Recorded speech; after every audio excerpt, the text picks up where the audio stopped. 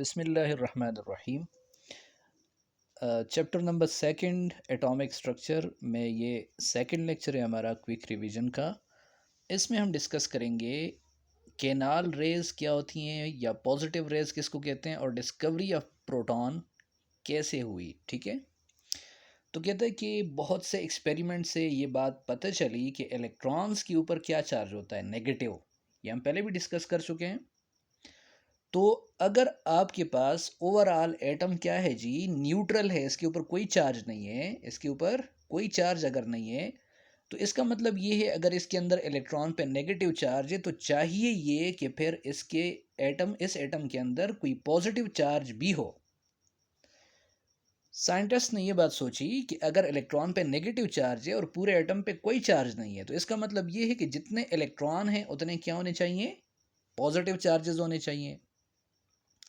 तो यही कंसेप्ट इस एक्सपेरिमेंट की क्या बनी, बेस बनी।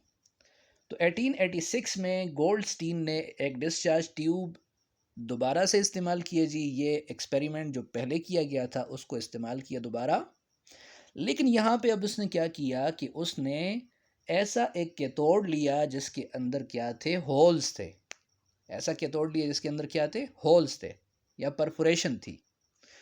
तो उसने ये ऑब्जर्व किया कि जब कैथोड रेज मूव करती हैं कैथोड से, जिसको हमने इलेक्ट्रॉन का नाम लिया था, तो उसी वक्त कुछ रेडिएशंस ऐसी होती हैं जो वापस क्या करती हैं भाई, मूव करती हुई आती हैं किसकी तरफ, कैथोड की तरफ। किसकी तरफ, कैथोड की तरफ। और चूंकि हमने कैथोड ऐसा लिया कि उसके अंदर क्या है जी, परफोरेशन है, सुराख है, तो वो रेडिएशन आके इससे गुजर रही है, इस परफोरेशन से। तो ऐसे लग रहा है जिस तरह कोई केनाल से रेडिएशंस क्या हो रही हैं, पास हो रही हैं। तो तब यहाँ से इनको नाम दिया गया किसका, केनाल रेज का। और लाजमी बात है कि कैथोड रेडिएशन जो थी वो हमने कहा कि कैथोड से आगे की तरफ पॉजिटिव प्लेट की तरफ जा रही थी, तो उन पे नेगेटिव चार्ज था। अब वो रेडिएशन जो इस सिमत में आ रही हैं, तो लाजमी बात है उन पे कौन सा चार्ज है, पॉजिटिव चार्ज है। तो यहाँ से इसको नाम दिया गया किसका जी, पॉजिटिव रेज का।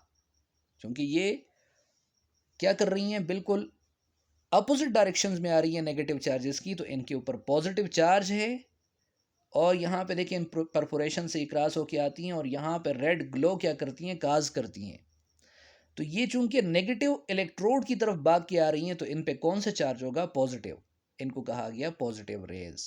ठीक है, अब पॉजिटिव रेज की प्रोडक्शन कैसे होती है, तो कहते हैं कि जब हाई स्पीड से इलेक्ट्रॉन जो कैथोड रेज हैं आगे की तरफ जाते हैं, तो लाजमी बात है यहाँ हमने कुछ प्रेशर रखा हुआ है ग्लास ट्यूब के अंदर, तो उसके कुछ मालिक्यूल्स पड़े हुए हैं। जब ये रेडिएशंस जो ये इलेक्ट्रॉन्स हैं ये आके स्ट्राइक करते हैं मालिक्यूल्स के ऊपर, तो ये मालिक्यूल्स के अंदर क्या काज करते हैं, आयोनाइजेशन। हमने जो पढ़ा था पहले लेक्चर के अंदर, यहाँ पे क्या काज करते हैं, आयोनाइजेशन काज करते हैं। आयोनाइजेशन का मतलब ये है कि उस मालिक्यूल के वैलेंस शेल से इलेक्ट्रॉन क्या हो जाता है, लॉस हो जाता है। जब इलेक्ट्रॉन यहाँ से लॉस हो जाता है, क्योंकि बाहर से आके इलेक्ट्रॉन बड़ी हाई स्पीड के साथ इसके वैलेंस इलेक्ट्रॉन्स को क्या करते हैं, स्ट्राइक करते हैं, तो इससे बन जाता है यहाँ पे पॉजिटिव आइन। और ये पॉजिटिव आइन जो बनेगा, तो लाजमी बात है ये किसकी तरफ मूव करेगा जी, नेगेटिव इलेक्ट्रोड की तरफ। ये इस तरफ, इसके उलट, किसके उलट जी, कैथोड रेज के उलट क्या करेगा, मूव करेगा। तो यहाँ पे इसने यही बात बताई हुई है कि ये कोई भी एम है, मॉलिक्यूल है, इसके ऊपर इलेक्ट्रॉन आके टकराया, ये इलेक्ट्रॉन कौन सा है, कैथोड रेज वाला। तो यहाँ से क्या हुआ जी, एम प्लस हुआ। एम प्लस क्यों हुआ, क्योंकि एक इलेक्ट्रॉन तो वो है जो टकराया है और एक इलेक्ट्रॉन वो है जो यहाँ इस मॉलिक्यूल से निकल गया है। तो जब इस मॉलिक्यूल से निकल गया तो ये मॉलिक्यूल किस में कन्वर्ट हो गया, पॉजिटिव आइन में।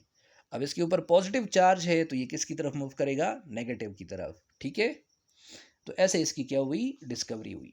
अब इसकी प्रॉपर्टीज़ देखें, इसकी करेक्टरिस्टिक्स भी इंपॉर्टेंट है, आपसे पूछी जा सकती हैं, तो इसको भी आप देख लें।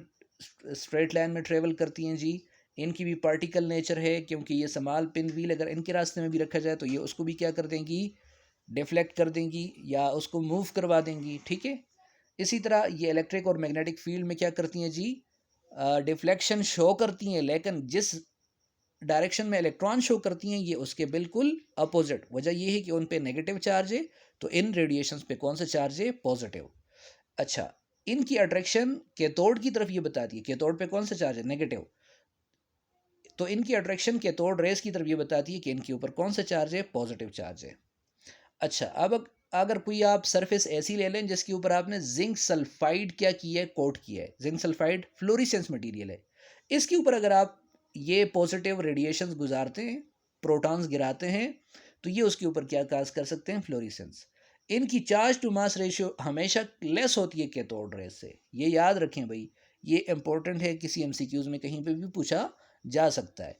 Charge to mass ratio positive rays का क्या होता है, कम होता है। उसकी वजह क्या है, उसकी वजह यह है कि चार्ज डिवाइडेड बाय मास, ये वैल्यू कब ज़्यादा होगी बताएं। ये वैल्यू तब ज़्यादा होगी जब चार्ज की वैल्यू ज़्यादा हो और एम की वैल्यू क्या हो, कम हो। एम की वैल्यू क्या हो, कम। लेकिन जब आप इलेक्ट्रॉन के लिए देखते हैं तो चार्ज तो उसका वही है जो प्रोटॉन का है, जो वही है जो किसका है, प्रोटॉन का। लेकिन यहाँ पे इलेक्ट्रॉन की केस में मास कम है और प्रोटॉन की केस में मास बहुत ज़्यादा है। तो जितना मास ज़्यादा होगा उतनी ये ओवरऑल रेशियो क्या आएगी, कम आएगी। ठीक है। अच्छा, E/m रेशियो जो है ये चेंज होती है किसके साथ, गैस के साथ। देखें ये बात याद रखें, वहाँ पे जो इलेक्ट्रॉन था ना उसकी चार्ज टू मास रेशियो क्या रहती है जी, कांस्टेंट रहती है। क्या रहती है, कांस्टेंट। उसकी वजह ये है कि इलेक्ट्रॉन चाहे किसी भी मॉलिक्यूल से निकले, किसी भी एटम से निकले, इलेक्ट्रॉन इलेक्ट्रॉन ही होगा और उसकी चार्ज टू मास रेशियो क्या रहेगी, कांस्टेंट रहेगी। लेकिन अगर आप यहाँ लेते हैं प्रोटॉन का केस, तो प्रोटॉन के केस में अगर आप एक मॉलिक्यूल को चेंज करते हैं, फॉर एग्जांपल हाइड्रोजन का मॉलिक्यूल है और उसके लिए आपने चेक किया, ये एक्सपेरिमेंट आपने किया, तो उसके लिए चार्ज टू मास रेशियो कुछ और आएगी। और अगर आपने ऑक्सीजन लिया तो उसके लिए charge to mass ratio different आएगी। उसकी वजह क्या है, क्योंकि यहाँ से जो आयन प्रोड्यूस होगा वो हाइड्रोजन का आयन होगा, उसका मास डिफरेंट होगा। उसका मास क्या होगा, डिफरेंट। और ऑक्सीजन का हैवी मॉलिक्यूल है एज कम्पेयर टू हाइड्रोजन। अगर आप यहाँ पे देखेंगे तो ऑक्सीजन का जो मॉलिक्यूल बनेगा ओ पॉजिटिव, उसका मास क्या होगा, हाइड्रोजन से काफ़ी गुना ज़्यादा है। तो यहाँ पे इसके लिए फिर चार्ज टू मास रेशियो क्या आएगी, डिफरेंट आएगी। ठीक है। अब कितना नेगेटिव चार्ज, कितना पॉजिटिव चार्ज है प्रोटॉन के ऊपर, तो मैंने आपको कहा था इलेक्ट्रॉन की केस में ही यही वैल्यू थी। लेकिन वहाँ पे नेगेटिव चार्ज है, यहाँ पे भाई पॉजिटिव चार्ज है। और अगर आप प्रोटॉन के केस में देखें तो याद रखें प्रोटॉन कब बनता है, जब हाइड्रोजन गैस हो। क्योंकि H प्लस ही को क्या कहा जाता है, प्रोटॉन। अगर आप ऑक्सीजन गैस या कोई और गैस कंसिडर करते हैं तो उस केस में आप इसको प्रोटॉन नहीं कहेंगे, पॉजिटिव आयन कहेंगे फिर। ठीक है। अच्छा, अगर आपने H प्लस ही ले लिया, प्रोटॉन ही ले लिया, तो फिर इसका मास कितना होता है जी, इतना होता है। इलेक्ट्रॉन का मास भी आप देख लें, वो इससे काफ़ी ज़्यादा क्या है, कम है। तो जब आप देखते हैं मासेस को, दोनों के मासेस को कंपेयर करते हैं, तो प्रोटॉन 1836 गुना हैवी है किससे, इलेक्ट्रॉन से। ठीक है। इसके बाद डिस्कवरी ऑफ इलेक्ट्रॉन है, तो चलें उसको नेक्स्ट किसी लेक्चर में क्या कर लेंगे, हम डिस्कस कर लेंगे।